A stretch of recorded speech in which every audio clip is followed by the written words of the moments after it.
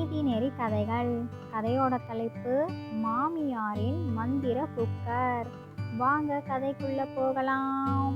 ராஜம்மாவுக்கு 2 ஆம்பளை பசங்க. அவங்க ரெட்டை பிறவிங்க. ரொம்ப அழகா இருப்பாங்க. ஒத்துமைனா ஒத்துமை. அண்ணன் தம்பிங்க 2 பேரும் அவ்வளவு ஒத்துமை. அண்ணன் பேரு ராமன், தம்பி பேரு தமன். ராமனுக்கும் தமனுக்கும் ஒரு 10 வயசு இருக்கும். அப்போவே அவங்களோட அப்பாவை இழந்துட்டாங்க. அதுக்கப்புறம் அவங்க அம்மா தான் தனியாளா 2 ஆம்பளை பிள்ளைங்களையும் வளர்த்துட்டு வந்தாங்க. இவங்க 2 பேரும் இவ்வளோ ஒத்துமையா பாசமா ஒரே மாதிரி செயல்கள் செய்கிறனாலேயே அவங்களுக்கு வர மனைவியும் அதே மாதிரி ஒரே மாதிரியான அமைப்பா ரெட்டை பிறவியாகவே இருக்கணும்னு அவங்க அம்மாவுக்கு ரொம்ப ஆசை. ஆனால் ராமன் படிச்சுட்டு இருக்கும் பொழுதே ஒரு பொண்ணை காதலிச்சிருக்கிறாங்க. அந்த பொண்ணு ரொம்பவே தங்கமான குணம். தம்பி தமனுக்கும் அண்ணன் காதலிக்கிற விஷயம் தெரியும். அண்ணா இந்த விஷயத்த நாம் அம்மா கிட்ட சொல்லுவோம், கண்டிப்பாக அவங்க ஒத்துப்பாங்க, மறுப்பு எதுவும் சொல்ல மாட்டாங்க. நீங்கள் காதலிச்ச பெண்ணை கல்யாணம் பண்ணுறது தான் நீங்கள் காதலிச்சதுக்கே உண்மையான அர்த்தம். அதனால் நீங்கள் எதுக்கும் பயப்படாதீங்கண்ணே, நான் பார்த்துக்கிறேன், அம்மா கிட்ட நான் பேசுகிறேன். உங்கள் கண்ணுக்கு ஒரு நல்ல பொண்ணு கிடைச்ச மாதிரி எனக்கு ஒரு பொண்ணு கிடைக்க மாட்டாங்களா? கண்டிப்பாக கிடைப்பாங்கண்ணே. அதுக்காக ரெட்டை பிறவியில் தான் கல்யாணம் பண்ணணும்லாம் அவசியம் இல்லையே. அவங்க மனசுக்கு யார் யாரை பிடிக்குதோ அவங்கள கல்யாணம் பண்ணிக்கிறது தானே சந்தோஷம். நான் அம்மா கிட்ட பேசுகிறேன் அப்படிங்கிறாங்க. இல்லைடா வேண்டாம், அம்மாவுக்கு இதில் சம்மதம் இருக்குமோ இருக்காதோன்னு எனக்கு பயமாக இருக்குது. ஆனால் அந்த பொண்ணை நான் கல்யாணம் பண்ணலைன்னா அவளுக்கு ரொம்ப சங்கடமாயிடும். நான் அவளை கல்யாணம் பண்ணிக்கலைன்னா அவள் வேற யாரையுமே கல்யாணம் பண்ணிக்க மாட்டேங்கிற மனநிலையில் இருக்கிறா. அப்படி இருக்கும் பொழுது நான் அவளை எப்படிடா நான் மறக்க முடியும்? சரி, நீ சொல்கிறது தான் எனக்கும் சரின்னு படுது. நம்ம அம்மா கிட்ட போய் பேசுவோம். எப்படியும் நீ சொல்கிற மாதிரி அம்மா சம்மதம் சொல்வாங்கன்ட்டு தான் எனக்கும் தோணுது. நீ கொடுக்குற நம்பிக்கையில் தான் எனக்கு இப்போ நம்பிக்கையே கிடச்சிருக்கு. சரிடா போகலாம் அப்படின்ட்டு அவங்க அம்மா கிட்ட போய் ராமனும் தமனும் ராமனோட காதலை பற்றி அவங்க அம்மா கிட்ட பேசுகிறாங்க. அதுக்கு ராஜம்மா சொல்கிறாங்க, ஓ அப்படியா ராமன், இதுக்கு மேலே நான் எந்த முடிவையும் எடுக்க முடியாது. ஆனால் நான் நினச்சது ஒன்று, நடக்கிறது வேற ஒன்று. 2 பேருக்கும் ரெட்டை பிறவிலேயே கல்யாணத்தையும் பண்ணி பார்க்கணுன்ட்டு தான் நான் ரொம்ப ஆசைப்பட்டேன். அது நடக்கலை. ஆனால் நல்ல பொண்ணாக இருக்கான்னு சொல்லும் பொழுது கண்டிப்பாக அதை நாம் விட முடியாதுல்ல. உன்னை நம்பி ஒரு பொண்ணு இருக்கா, கண்டிப்பாக அந்த பொண்ணையே நான் உனக்கு கல்யாணம் பண்ணி வைக்கிறேன். தமனுக்கு ஏற்ற மாதிரி ஒரு நல்ல பொண்ணு அமைவா. சரி உன்னோட கல்யாணத்துக்கு ஆக வேண்டிய வேலையை பார்ப்போம், பொண்ணு வீட்டுக்கு போய் பேசலாம் அப்படிங்கிறாங்க. அதுக்கப்புறம் ராமன் ஆசைப்பட்ட மாதிரியே அவங்க காதலிச்ச பெண்ணையே கல்யாணம் பண்ணிக்கிட்டாங்க. அடுத்த 2 மாதத்துலேயே தமனுக்கும் ஒரு நல்ல வரன் வந்தது. இது நல்ல வரனா இருக்கே, இப்போதான் நம்மளோட மூத்த மகனுக்கும் கல்யாணம் ஆச்சு, இளைய மகனுக்கும் சீக்கிரமாக கல்யாணம் பண்ணி வச்சிடுறது நல்லது தான், அதுதான் நல்லதா படுது அப்படின்ட்டு தமனுக்கு தேடி வந்த வரனையும் தமனுக்கு சீக்கிரமாகவே திருமணம் செஞ்சு வச்சுட்டாங்க. இவங்க 2 பேரு தான் ராஜம்மாவோட மருமகள்ங்க. 2 பேரோட குணமும் சூப்பரான குணம். அன்பாக இருப்பாங்க. 2 பேரும் எங்கே போனாலும் ஒன்றா போவாங்க வருவாங்க. ரெட்டை பிறவிங்க மட்டும்தான் கிடையாது. மற்றபடி எல்லாமே அவ்வளவு பாசம்னா பாசம். அந்த ரெட்டை பிறவிங்க அண்ணன் தம்பி மாதிரியே இவங்க 2 பேரும் அக்கா தங்கச்சியாக ஒத்துமையாக இருக்கிறாங்க. அதை பார்த்த ராஜம்மாவுக்கு ரொம்ப சந்தோஷமாக இருக்குது. நம்ம 2 மகன்கள் எவ்வளோ ஒத்துமையாக இருப்பாங்களோ அதே மாதிரி வந்த மருமகள்களும் ரொம்ப ஒத்துமையாக இருக்கிறாங்க. இது எல்லாமே அந்த கடவுளோட செயல்தான். இதுக்கப்புறம் நான் எந்த கவலையும் பட போகிறது கிடையாது, நிம்மதியாக இருக்க வேண்டியது தான் அப்படின்ட்டு நினைக்கிறாங்க. ஆனால் 2 மருமகளோட சமையலும் வேறு முறையில் இருந்ததுனால அவங்க சாப்பாடு இவங்களுக்கு ஒத்துக்கலை, இவங்க சாப்பாடு அவங்களுக்கு ஒத்துக்கலை. 2 மருமகள்களுக்கும் என்ன பண்ணுறதுன்னே தெரியல. நாம் எல்லா விதத்துலேயும் ஒத்துமையாக இருக்கிறோமே, ஆனால் சாப்பாட்டு விஷயத்தில் ஒத்து போக மாட்டேங்குது. இதை நாம் வழிக்கு கொண்டு வரவே முடியாது போல இருக்குதே. ரொம்ப கஷ்டமாக இருக்குது. ஏன்னா தினமும் சாப்பிட்றதுங்கிறது ரொம்பவே முக்கியமான விஷயம். அதை யாரும் யாருக்காகவும் மாற்றிக்க முடியாதுல்ல. சரி, அப்படி இல்லைன்னா நான் தனியாக சமைக்கிறேன், நீங்கள் தனியாக சமைங்க அப்படின்ட்டு ஒரு பேச்சு வருது. அதுக்கப்புறம் அந்த பேச்சு அவங்களோட மாமியார் காதுக்கும் போய் விழுது. என்னது இது, இந்த வீட்டில் 2 சமையலா, அதுவும் தனித்தனி அடுப்பு வச்சா? நீங்கள் சொல்கிறது எனக்கே அதிர்ச்சியாக இருக்குது. நீங்கள் 2 பேரும் நிஜமாக தான் சொல்கிறீங்களா இல்லைன்னா சும்மா சொல்கிறீங்களா அப்படிங்கிறாங்க. இல்லை அத்தை, இல்லை. நாங்கள் 2 பேருமே பேசிட்டு வந்து தான் உங்ககிட்ட பேசுகிறோம்.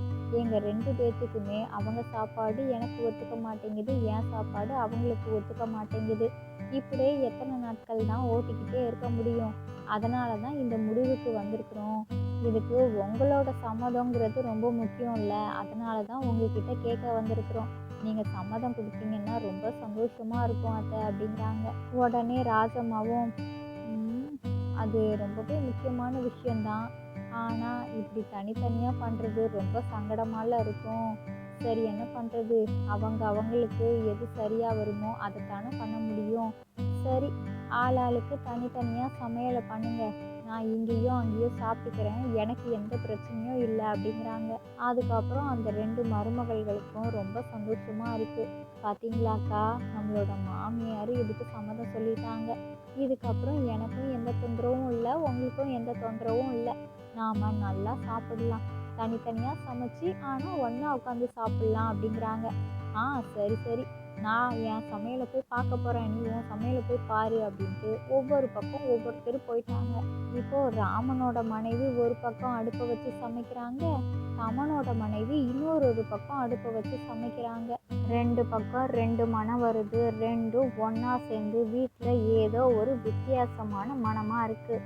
ராமனோட மனைவி, நாம் சீக்கிரமாகவே சமையலை செஞ்சு முடிக்கணும், அப்போதான் அத்தைக்கு சரியான நேரத்தில் சாப்பாடு கொடுக்க முடியும் அப்படின்ட்டு வேக வேகமாக பரபரப்பாக சமையலை சமைக்கிறாங்க. இன்னொரு பக்கம் தமனோட மனைவி, ஆ, நம்ம தான் சீக்கிரமாக சமைக்கணும், இல்லைன்னா அத்தை அங்கே போய் சாப்பிட்டுடுவாங்க, அது எப்படி வரும்? நம்ம கையால் சாப்பிட்டாதான் அவங்களுக்கு பிடிக்கும், அதனால் நான் சீக்கிரமாக சமைக்கிறேன்ட்டு இவங்க இங்கே பரபரப்பாக சமைச்சிட்ருக்குறாங்க.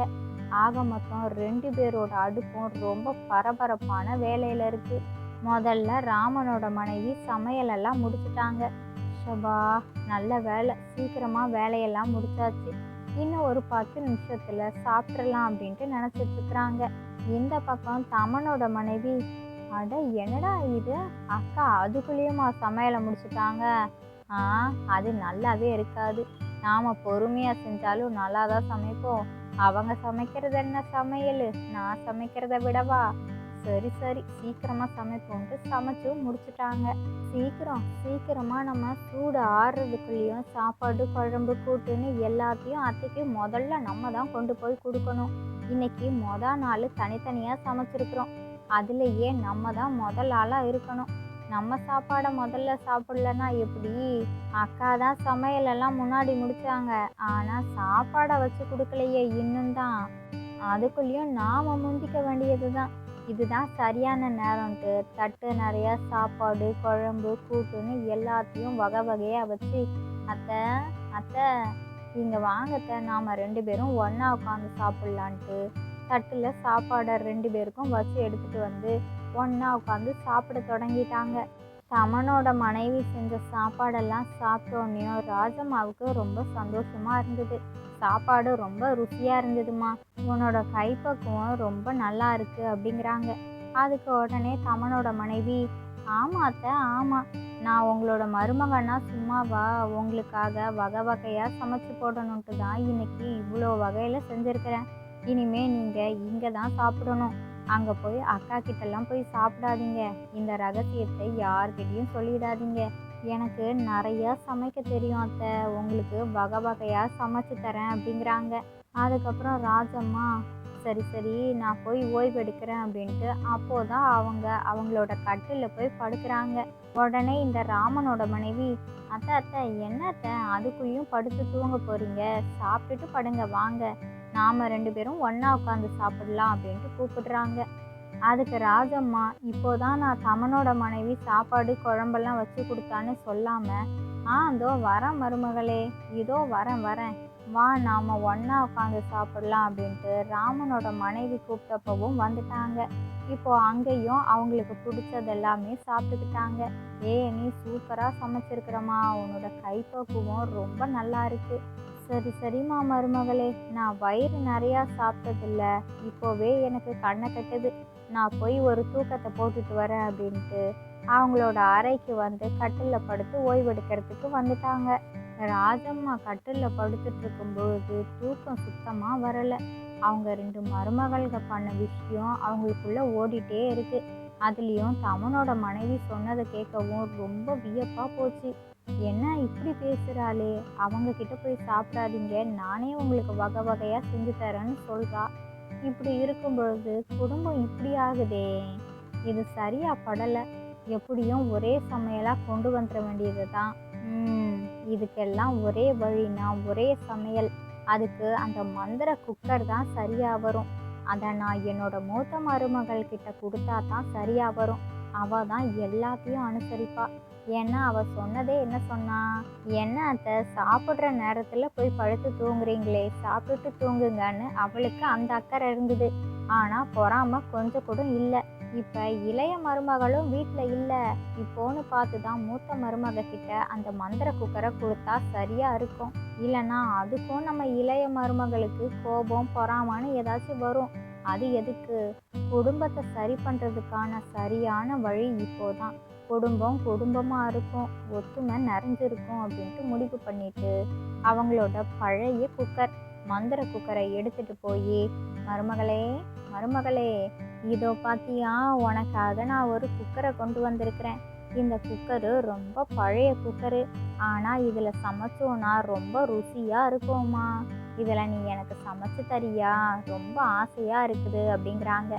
உடனே அதுக்கு ராமனோட மனைவி, அட என்ன அத்தை, இந்த குக்கரை பார்த்தா ரொம்ப புதுசு மாதிரி பலன்னு இருக்குதே, அதை எதுக்கு என்கிட்ட கொண்டு வந்திருக்கிறீங்க? நீங்கள் தங்கச்சிக்கிட்ட கொடுக்கலாம்ல, அவளுக்கு இந்த குக்கரில் சமைக்கிறதுனா ரொம்ப பிடிக்கும், அவள்கிட்டயே கொடுங்களேன், அவள் ரொம்ப பிரியப்படுவா அப்படிங்கிறாங்க. அப்போது ராஜம்மாவுக்கு மனசில் தோணுது, இப்போ கூட பாரு, அவள் தங்கச்சிக்கு தான் கொடுக்கணும்னு சொல்கிறா. இதுலேயே இவளோட பெருந்தன்மையான குணம் எவ்வளோ பெருசுன்னு தெரியுது. கண்டிப்பாக நாம் சரியான நேரத்தில் சரியான இடத்துக்கு தான் வந்திருக்கிறோம். எப்படியும் மூத்த மருமக கிட்ட இந்த மந்திர குக்கரை கொடுத்துடணும், அப்போதான் நல்லதெல்லாம் நடக்கும் அப்படின்ட்டு. இல்லை மருமகளே, நான் அவளுக்கு ஒன்று வச்சுருக்கிறேன், இதை உனக்காக கொடுத்துட்டு போகலான்ட்டு வந்தேன். 2 குக்கரு, அதில் உனக்கு ஒன்று தங்கச்சிக்கு ஒன்று, சரியா? இப்போ எந்த பிரச்சனையும் இல்லைல்ல, இதை வாங்கிக்கோ அப்படின்ட்டு கொடுக்குறாங்க. ஓ அப்படியா அத்தை, அப்படின்னா சரிங்க அத்தை, நான் வாங்கிக்கிறேன். தங்கச்சிக்கும் இருக்குதுன்னு சொல்கிறீங்கல்ல, அப்போனா எனக்கு சந்தோஷம்தான் அத்தை, நான் வாங்கிக்கிறேன் அப்படின்ட்டு சந்தோஷமாக அந்த குக்கரை வாங்கிக்கிட்டாங்க. சரி மருமகளே, சீக்கிரமாக போய் சமையலை பண்ணு, நான் சாப்பிடணும், ரொம்ப ரொம்ப ஆசையாக இருக்கிறேன். இதில் ஒரே ஒரு முக்கியமான விஷயம் இருக்குது. குக்கர் நிறையா தண்ணியை ஊற்றினாலே போதும். தண்ணி ஊற்றும் பொழுதே உனக்கு என்ன உணவு வேணுமோ அந்த உணவை சொல்லிக்கிட்டே தண்ணியை ஊற்றணும்.